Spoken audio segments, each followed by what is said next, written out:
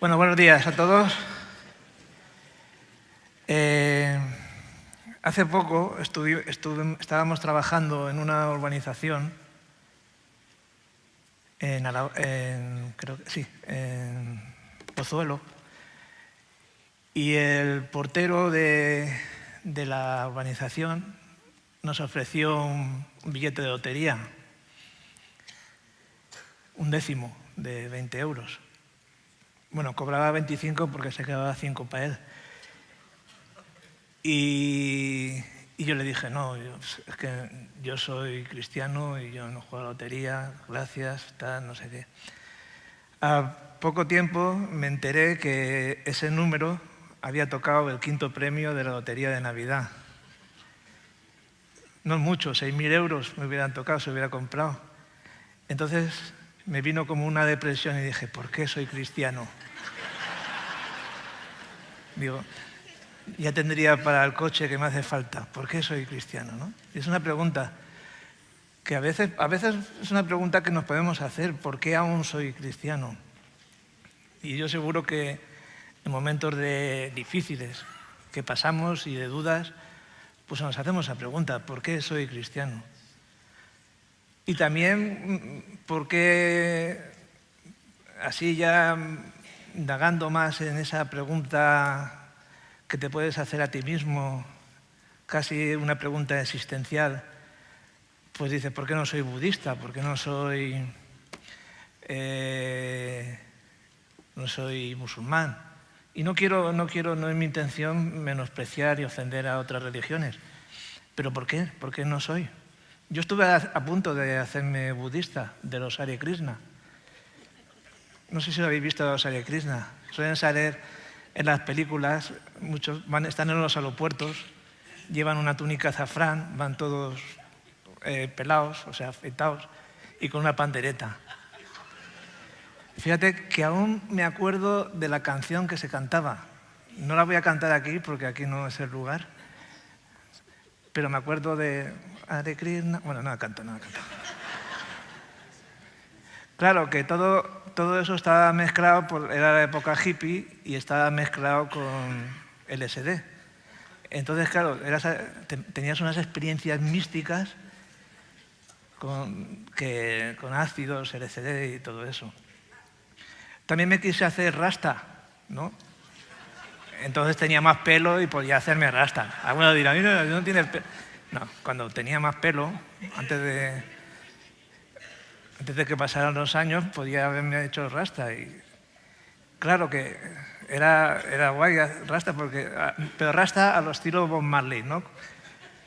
Entonces, claro, pues te fumabas 4 porros de marihuana y la vida era maravillosa, por lo menos mientras estaba fumado. De ahí las canciones de Bob Marley, No Woman, No Cry, claro, no llores, Be Alright, todo es alright, todo era demasiado. Y la pregunta es, ¿por qué estoy aquí y soy cristiano y aún soy cristiano? Cada uno tendrá me imagino que tendrá su propia reflexión, su propia forma de verlo. La última vez que prediqué, hace unas semanas, prediqué un viernes, prediqué sobre la creación y cómo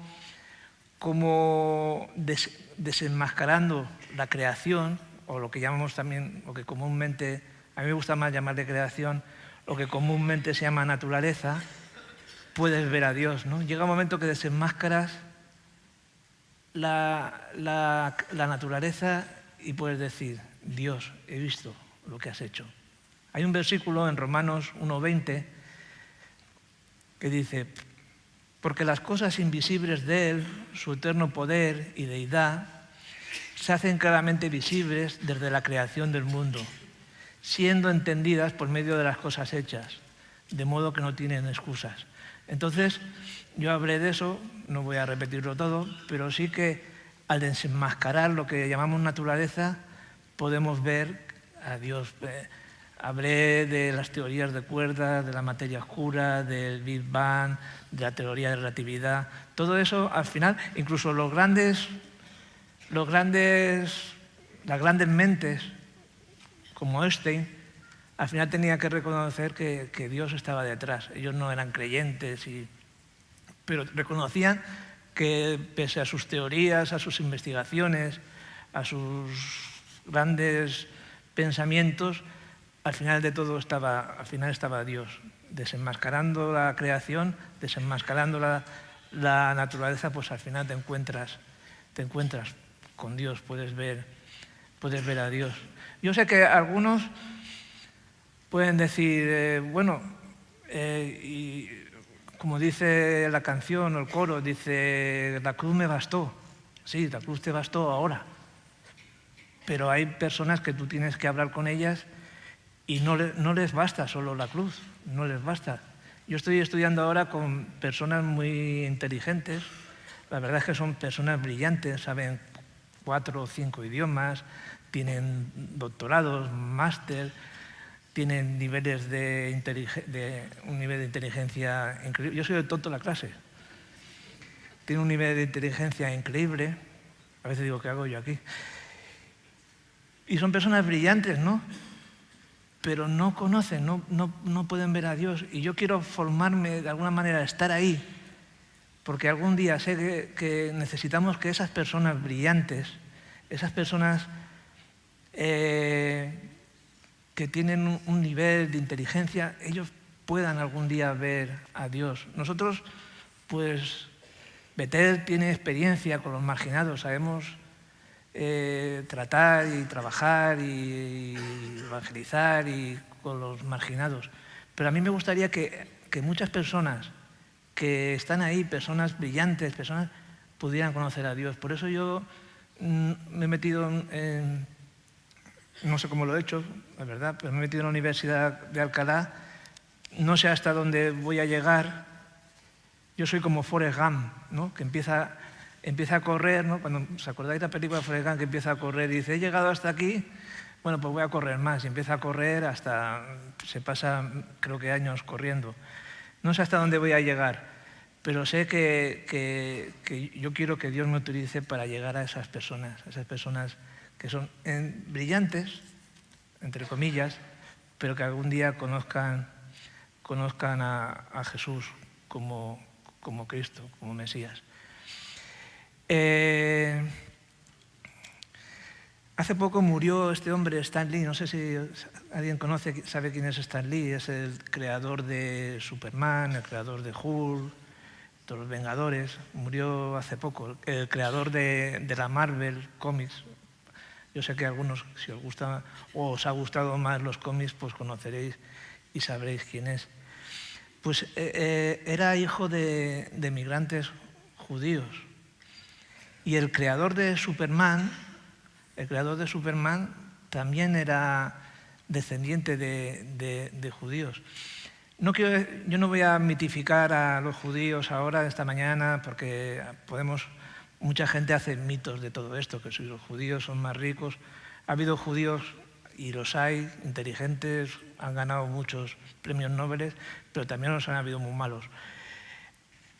Pero todo esto me dice que está dentro de ellos, de una forma ancestral, hay una necesidad de un superhéroe, de alguien que tiene que venir o que va a venir para ellos y que tiene que salvarles de este mundo a veces cruel, infame. Bueno, todos conocemos cómo es este mundo, ¿no? El mundo en que nos movemos, en el que estamos.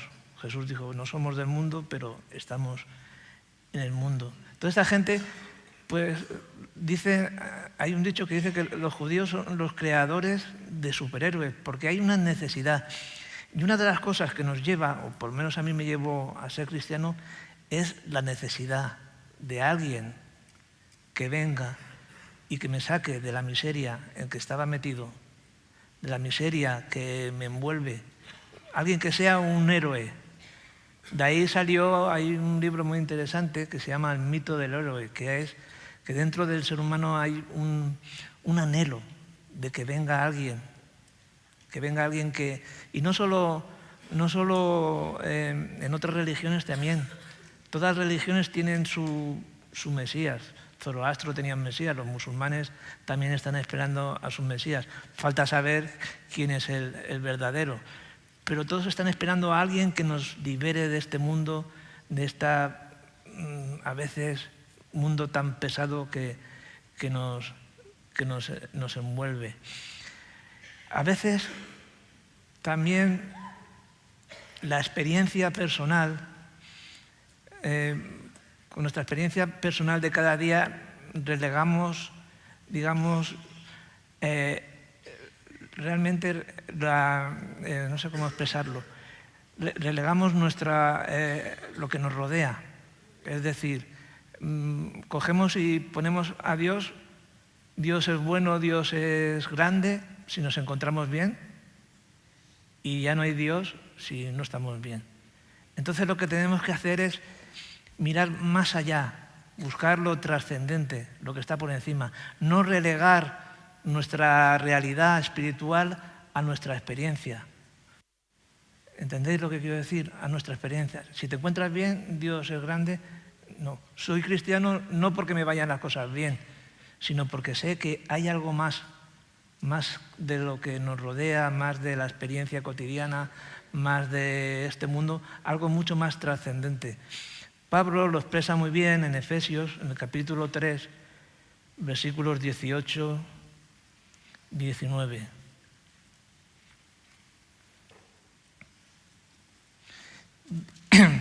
Dice, para que seáis capaces de comprender con todos los santos cuál es la anchura, la longitud, la altura y la profundidad. Primero habla de de 4 dimensiones. Habla de 4 dimensiones, alto, tal, es lo que vemos en el mundo real, en el mundo físico. Pero luego va más allá, dice, y de conocer el amor de Cristo que sobrepasa el conocimiento, para que seáis llenos hasta la medida de toda la plenitud de Dios. Es decir, que todo lo que vivamos físicamente, eso no debe condicionar nuestra experiencia con Dios, nuestra experiencia con Jesús, no debe condicionar a algo que es mucho más trascendente. Ni siquiera nuestro carácter, nuestro temperamento. Muchas veces todo está también condicionado en nuestro carácter y en nuestro temperamento. Según nuestro temperamento, unos creen más, ya sabéis, la teoría de los 4 de los caracteres, los temperamentos, melancólico, sanguíneo, todo esto, ¿no? Depende de nuestra relación con Dios. Tenemos que ir más allá de lo trascendente, más allá de las limitaciones o de la longitud, la altura, la profundidad, las dimensiones, y buscar el amor de Dios, porque al final de todo se condiciona a que lo trascendente, lo que va más allá, es el amor de Dios. Porque dice aquí que el amor de Dios sobrepasa todo conocimiento. Y tenemos que llenarnos, como dice aquí, de toda plenitud de Dios. Y eso es lo trascendente. A veces no es nuestra experiencia personal como cristianos lo que nos pase o nos deje de pasar. Si nos pasan cosas buenas bien o nos pasan cosas malas también. Todo depende de que tenemos que vivir más allá de la experiencia, en una trascendencia mucho más, en un nivel, en una dimensión mucho más alta. También la experiencia a veces nos hace vivir la vida como si estamos en Egipto y estamos liberados. Hay veces que parecemos que somos esclavos y hay veces que parecemos que estamos redimidos. Vivimos como en un ciclo, ¿no? El cristiano vive como en un ciclo que cada vez que vuelve estás a un nivel alto y luego estás a un nivel bajo. Eres un esclavo, eres un liberado. Yo he puesto 4 cosas que para mí han sido fundamentales, ¿no? Para poder decir que por qué soy cristiano y que estoy en la verdad y que estoy en donde tengo que estar. Una de las cosas es el sentirme exiliado. Hay una cosa en la Biblia, nos habla del exilio y la redención. El exilio es estar en un lugar que tú no debes estar o que sientes que no estás. Por ejemplo, yo el mundo siempre, durante toda mi vida, he sentido que el mundo no es mi lugar. No es mi lugar. Yo no es que fuera una persona muy espiritual, pero yo he sentido que el mundo no es mi lugar. Y que vivo en el mundo, o he vivido como si viviera en un sitio donde no es para mí. Este mundo no está hecho para mí. Y puedes sentirlo, puedes verlo en las cosas que suceden, asesinatos, guerras, tal. Este mundo es un exilio para nosotros. Pero dentro del exilio hay la contraparte, que es la redención. Que es decir, la redención es devolver las cosas a su estado original. Cuando Adán y Eva pecó, cayó, entonces fueron echados del paraíso. Eso es un exilio. Fueron a vivir a un lugar fuera del Edén, a un lugar que no era el suyo. Yo no sé si tú te has sentido así en tu vida, pero yo siempre he sentido que el mundo, las cosas del mundo, el ambiente del mundo no es el lugar que yo quiero estar, no es mi lugar. Pero al conocer todo lo que dice Jesús, las profecías sobre la vida futura, todo eso, el león comerá con el cordero, tal, todo eso es la redención. O sea que Dios nos quiere llevar de un exilio a una redención. Es, para decirlo más sencillamente, que salgamos de la oscuridad para llevarnos a la luz. De la oscuridad a la luz. Pero a veces el ciclo viene porque yo creo que el tiempo es circular, no es lineal. Yo creía al principio que el tiempo era lineal. Es decir, cuando empecé como cristiano, pues que iría creciendo como cristiano y que cada vez sería más espiritual y cada vez estaría en un nivel más alto de espiritualidad donde la gente no me podría ver porque sería todo luz. Pero no, vivimos en una vida circular, en ciclos. Hoy estoy bien, hoy estoy redimido, pero a lo mejor mañana estoy en el exilio. Lo fundamental es que siempre estemos en el exilio o en la redención, estemos en luz o estemos en oscuridad, tenemos que ver que detrás de todo siempre hay una realidad mucho más alta que lo que nosotros podemos ver. La liberación, pasar de la liberación a la esclavitud.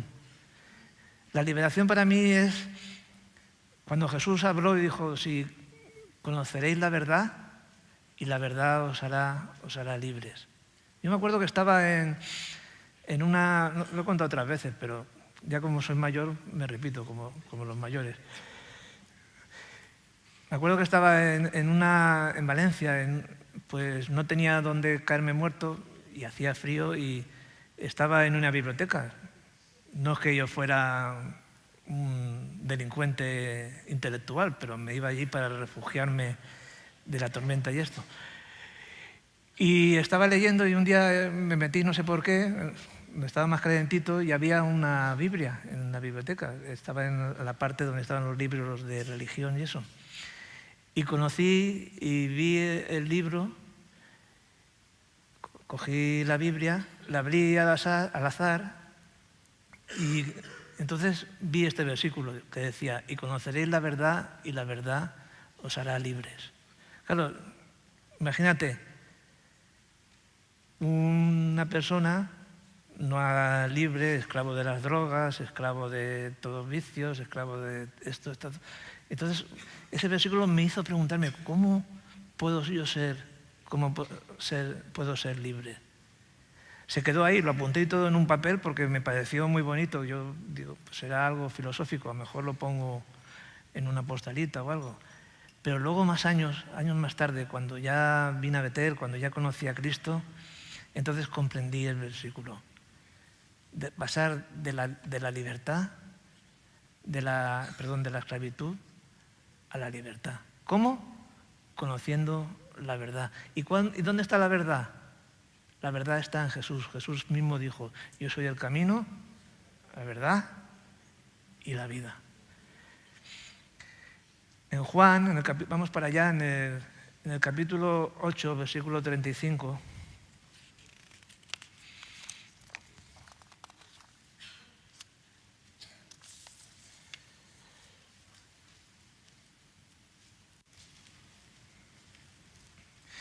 que dice: el esclavo no queda en casa para siempre, el hijo sí permanece para siempre. Juan 8:35. Una de las cosas que me han enseñado es a ver versículos bajo la perspectiva hebrea, bajo la cultura hebrea. Porque la Biblia está escrito por hebreos, está escrito por judíos, y entonces si tú conoces, yo he tenido pues la bendición o el privilegio de conocer también el idioma, si tú conoces la cultura, algunas tradiciones, vas a entender más cosas de lo que dijo Jesús, y vas a entender muchas más cosas conforme a lo que nos relata las Escrituras. Entonces, cuando Jesús estaba diciendo esto, se lo estaba diciendo a judíos, y ellos podían entender mucho mejor lo que estaba diciendo.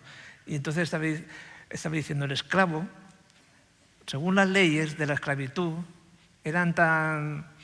los esclavos en aquella época, los esclavos hebreos o judíos, tenían unas normas. No podías pegarle, no podías romperle un diente, no podías hacer una serie de cosas con ellos, porque si lo hacías, automáticamente eran libres, y no sé si pasaba algo, pero automáticamente eran libres. Un esclavo no podía estar más de 7 años como esclavo. Así como las demás culturas tenían esclavos hasta que se morían o hasta que los mataban de trabajo, no, los judíos solo podían tener 7 años. Entonces, ¿qué pasaba? Que eran tan bien tratados los esclavos que cuando pasaban los 7 años y tenían que ser liberados, pues no se querían ir a ningún lado. Entonces, ¿qué pasaban a ser? Pasaban a ser hijos. Los señores o los que mandaban los tomaban como hijos y pasaban de... ¿Sí? Y pasaban de esclavos a ser hijos. Por eso dice que el esclavo no queda en casa para siempre, porque se tenía que ir, pero sí, el hijo sí. Y luego sigue diciendo, el siguiente versículo dice: si el hijo os libertare, seréis verdaderamente libres. Fijaros cómo ahora podemos entender lo que nos estaba diciendo. Esta gente ya no querían irse a ningún lado porque estaban tan a gustito con el Señor que no entendían otra forma de vivir. Y pasaban, incluso, si no eran hijos, pasaban siervos. Cuando conoces a Cristo,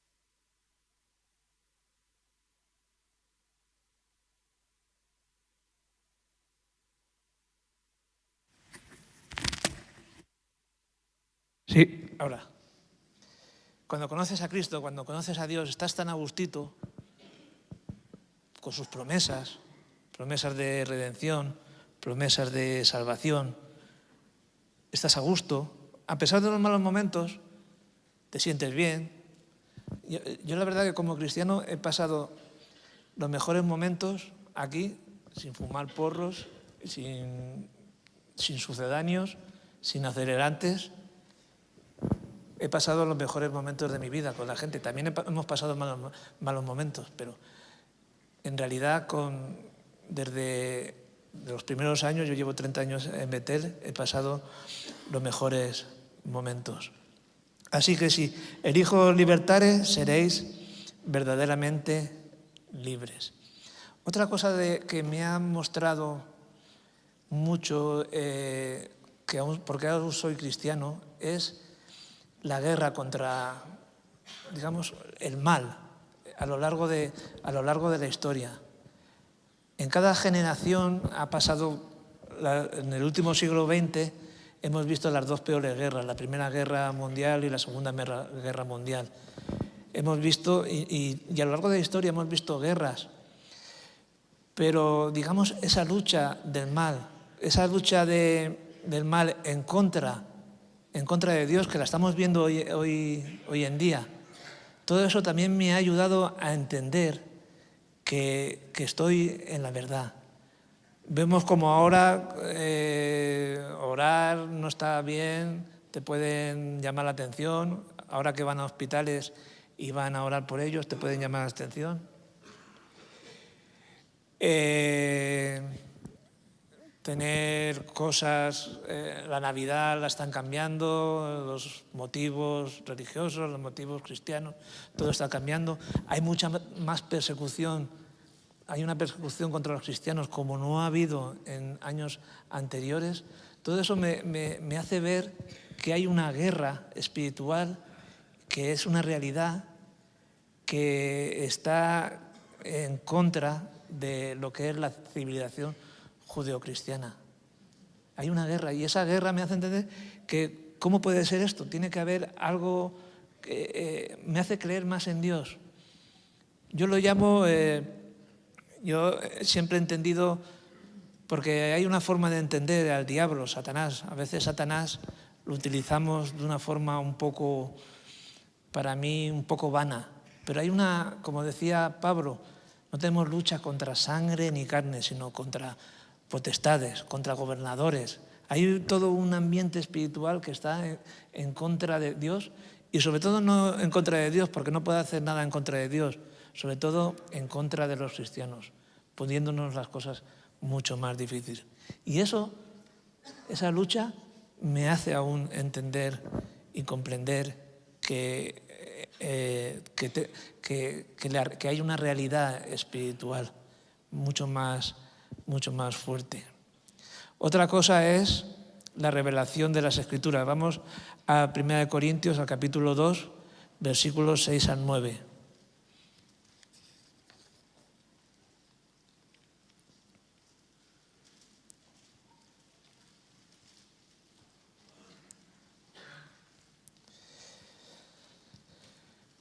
Para mí ha sido fundamental seguir siendo cristiano por la revelación de las Escrituras, por la revelación de Dios en general. Porque si yo creo que muchos de los que están aquí, de los que llevamos más tiempo, bueno, todos, algunos llevan menos tiempo y son más jóvenes y en Cristo y eso, pero la mayoría estamos aquí por una revelación de Dios. Porque Dios nos ha revelado por medio de las Escrituras su voluntad y la voluntad de Dios en nuestras vidas. Y a mí siempre, a mí las Escrituras es que no me aburren. Siempre le puedes sacar jugo, ¿no?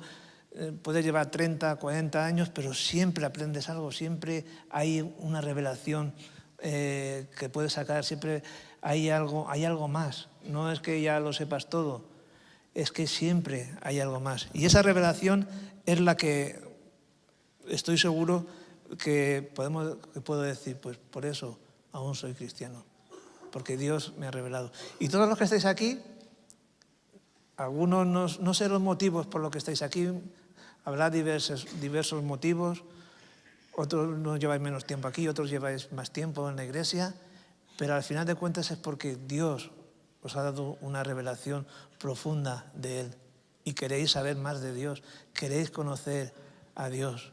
Dios, de alguna manera, nosotros llamamos y Él abre la puerta, dice el versículo de Apocalipsis. Nosotros llamamos y Él abre la puerta y dice que el que abra la puerta cenará conmigo, tendrá una comunión, tendrá una relación conmigo.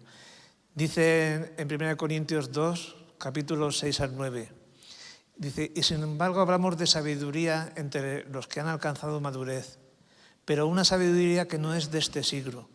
Cuando dice aquí la palabra siglo, no está hablando de tiempo, está hablando de mundo.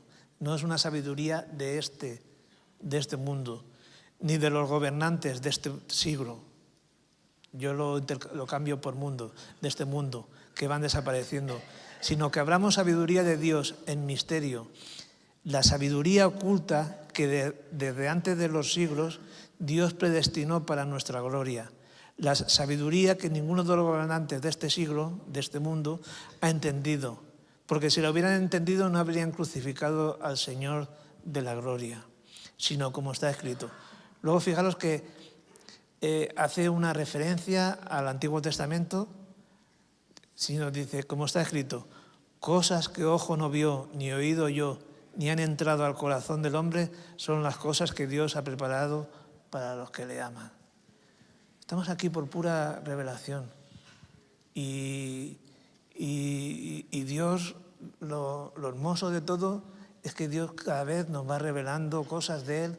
Venimos a la iglesia, pero también podemos tener nuestros momentos personales con Dios, buscando esa revelación, buscando conocerle más, porque lo ideal de todo es que el conocimiento y lo conocido estén unidos, estemos en una misma cosa.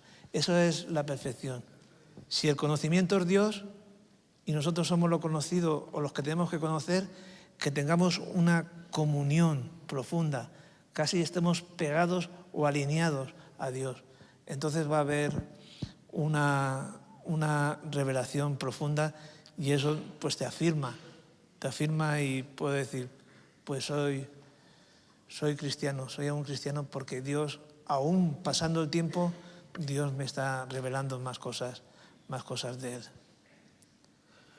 Hay un versículo en Hechos, no lo busquéis, que Pablo dice,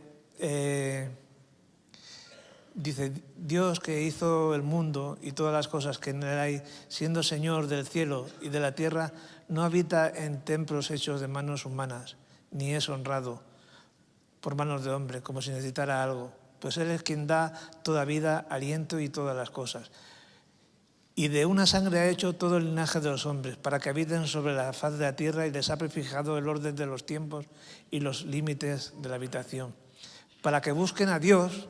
Esa es nuestra tarea, buscar a Dios. Para buscar a Dios, sin de alguna manera palpando, pueden hallarle, aunque dice, ciertamente no está lejos de nosotros. Dios no está tan lejos de nosotros.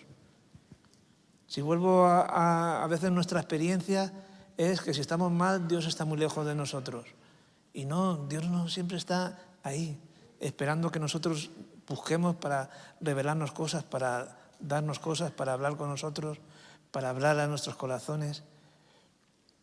Y luego dice en el versículo 28, porque en Él vivimos y nos movemos, y somos, como algunos de vuestros propios poetas también han dicho, porque linaje suyo somos. Pablo estaba hablando ahí a unos griegos, incluso utilizando a sus poetas, estaba hablando, y fijaros, este versículo me gusta mucho, dice, porque en Él vivimos y nos movemos, y somos como algunos de vuestros propios poetas han dicho, porque linaje suyo somos. Luego más adelante, no lo voy a leer todo, pero habla de la resurrección y eso ya ahí los griegos no lo pudieron entender.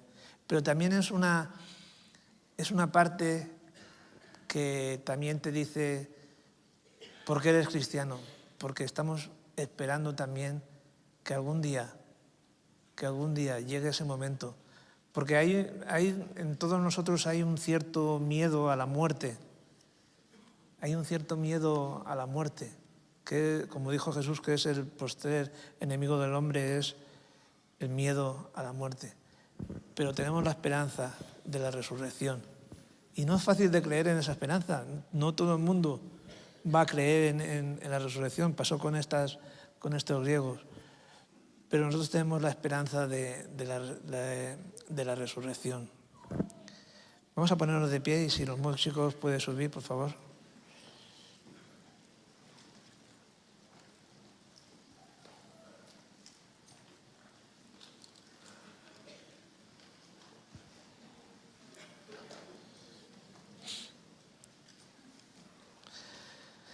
Hablando de la resurrección,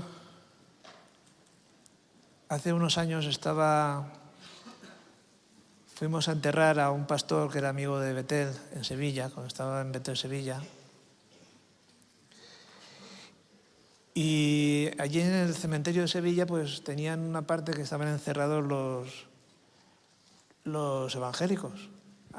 Era curioso, había una parte donde estaban encerrados los evangélicos. Justo pegado al lado había una parte que estaba el cementerio judío, un poquito más allá estaba el cementerio musulmán y luego estaba todo el el resto de las tumbas. Y mirando en las tumbas de la gente corriente, ahí también estaba la tumba de Antonio Machín y de Manolete, y ¿no? Pues, curiosidad. Pero mirando en las tumbas, todas ponían, rogad a Dios por el alma de no sé qué, que tal, que había una que ponía, rogar a Dios por esta mujer porque fue una pecadora, que no sé qué. Yo digo, madre mía, lo que haría esta mujer para que pusieran eso. Así, no había una seguridad de salvación en las demás tumbas. Pero en la parte donde estaba enterrado, enterramos a este pastor, estaban los evangélicos y habían tumbas que decían, Jesús dijo, yo soy la resurrección y la vida. Estaba todos eran citas así de esperanza, de resurrección. Yo sé que mi Redentor vive. Todo era así. Parecía, entrabas ahí, fíjate lo que puede ser un cementerio, y parecía que en esa parte del cementerio parecía que había vida, parecía que sentías la vida allí, aunque estaban muertos, pero sentías que había vida allí, no como los otros cementerios. ¿Por qué? Porque todos habían muerto con la esperanza de la resurrección. Y eso nos hace pues creer y seguir. No hay que confundir una cosa, el miedo al infierno.